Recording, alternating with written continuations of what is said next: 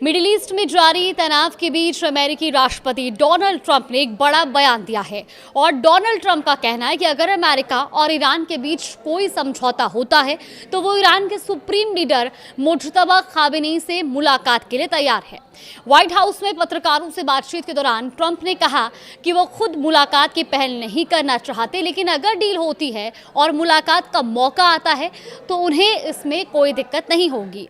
उन्होंने ये भी कहा कि ऐसी किसी भी मुलाकात में वो ईरान के सुप्रीम लीडर के साथ सम्मानजनक व्यवहार करेंगे। इसी दौरान ट्रंप ने एक और महत्वपूर्ण खुलासा किया।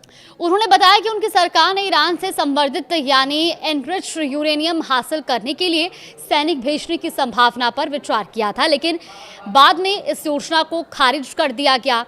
ट्रंप के मुताबिक यह ऑपरेशन बेहद जोखिम भरा था और इसमें अमेरिकी सैनिकों की जान जाने का खतरा था, इसीलिए इसे आगे नहीं बढ़ाया गया।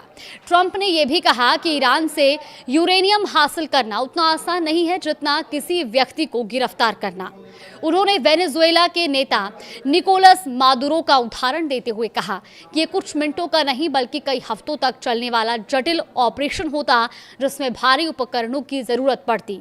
अब बात करते हैं क्षेत्र में बढ़ते तनाव की। देखिए, कुवैत इंटरनेशनल एयरपोर्ट पर एक बड़ा हादसा हुआ। जानकारी के मुताबिक एक ईरानी ड्रोन एयरपोर्ट से टकरा गया, जिसके बाद जोरदार धमाका हुआ और इस घटना में टर्मिनल 1 को नुकसान भी पहुंचा है। अब हादसे में एक भारतीय नागरिक की मौत की खबर भी है, जबकि 63 लोग घायल हुए हैं। इनमें कई लोगों की हालत गंभीर बताई जा रही है। तो वहीं इजराइल और लेबनान के बीच सीजफायर लागू होने के बावजूद दक्षिणी लेबनान में हालात सामान्य नहीं हुए हैं। कई इलाकों से ड्रोन और हवाई हमलों की खबरें भी सामने आई हैं। इजरायली सेना और हिजबुल्लाह दोनों तरफ से जवाबी कार्रवाई के दावे किए जा रहे हैं। वहीं लेबनान की नेशनल न्यूज़ एजेंसी के अनुसार दक्षिणी लेबनान के टार क्षेत्र में इजरायली लड़ाकू विमानों ने 4 मिसाइलें दागी और ये मिसाइलें जाबल आमील अस्पताल के आसपास गिरी। कुछ दिन पहले भी इसी अस्पताल के पास हुए हमले में 4 लोगों की मौत हुई थी और अस्पताल को भारी नुकसान पहुंचा था। इसके अलावा देयर अमास इलाके में भी गोलीबारी की खबरें सामने आई हैं। उधर ईरान ने भी सख्त चेतावनी जारी की है। ईरान का कहना है कि अगर उसके खिलाफ या उसके हितों पर कोई हमला किया गया तो वो उसका कड़ा जवाब देगा।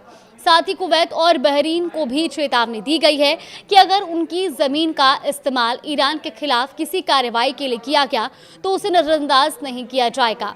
अब इस बीच अमेरिका के अंदर भी ईरान को लेकर राजनीतिक टकराव देखने को मिल रहा है। दरअसल अमेरिकी संसद के निचले सदन ने एक प्रस्ताव पारित किया है जिसका उद्देश्य ईरान के खिलाफ सैन्य कार्रवाई के मामले में राष्ट्रपति की शक्तियों को सीमित करना है।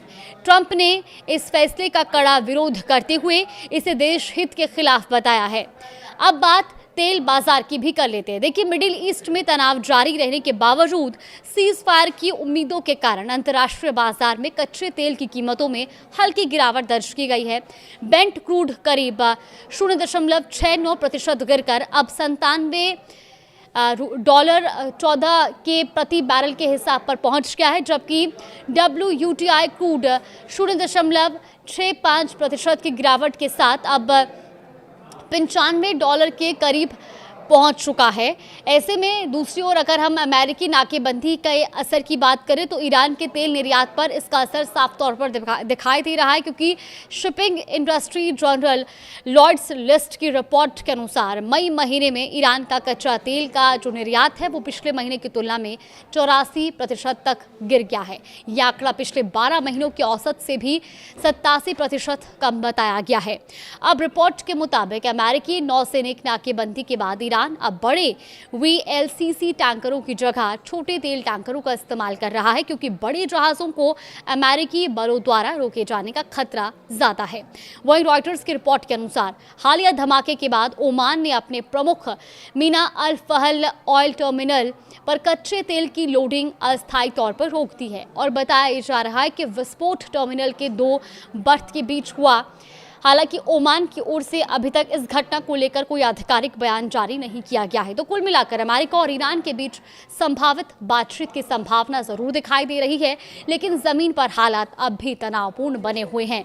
मिडिल ईस्ट में जारी घटनाक्रम का असर न सिर्फ क्षेत्रीय सुरक्षा पर पड़ रहा है, बल्कि वैश्विक तेल बाजार और अंतर्राष्ट्रीय राजनीति पर भी इसका असर साफ दिखाई दे रहा है।